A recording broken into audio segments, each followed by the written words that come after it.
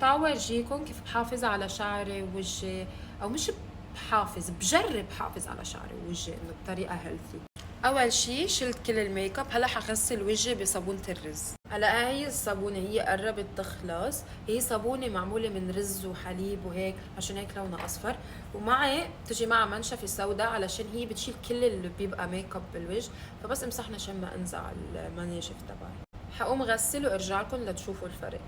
شوفوا، ما بعرف قديش بين الفرق، بس بطل في ولا نقطة ميك اب على وجهي. هلا حاستعمل هول الكابسلز بعد ما اشيل الميك اب عن وجهي وهيك، مرطبين للوجه بطريقة فيلفت كتير حلوة. هول الكابسلز وصابونة الرز بتلاقون عند لارا بيرفيومز، فيكم تحكوا على الانستغرام. صراحة شي رائع، انا هولي صار لي تقريبا سنتين او ثلاثة عم بستعمله. هيدي حتجنني. هول كابسلز في منهم جولد ازرق، كل وحده فيها فيتامين، بس نسيت شو هو الفيتامين يعني. هلا مرطب للشفاف، وحطوا ليب بالم بدرجه كتير سميكه علشان ما تروح، وبحط هون شوي لانه انا صراحه هون كتير عندي نشفان. هيدي هاك انا اخترعتها، ما تقلدوني فيها. وهلا لاني انا كتير بربط شعري، فجبت هاي بعمل مساج لراسي، صراحه بقى مفيده.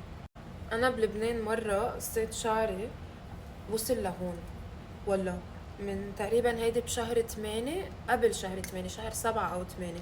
هلا ليكو يعني رجعتوا لعمركم كان لهون، فعن جد نافعين هون يعني بقصص الشعر، صدقوني. هلا حارفع شعري، هيدا معطر للشعر نكهة فانيلا، هو كعكة برش بنصها، وشوي هون شوي هون، ريحته رائع. كمان من لارا بيرفيومز.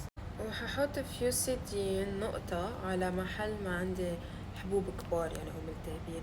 وبس بصراحة أنا ما بآمن بهول اللي بيعملوا لونج سكين كير ومدري شو. أنا بحس كل ما أقل سكين كير كل ما كان أحسن وإفكتيف أكتر، عشان وجهنا بيتعب من كثرة الكيميكالز وكل فترة يتغير شي على شي.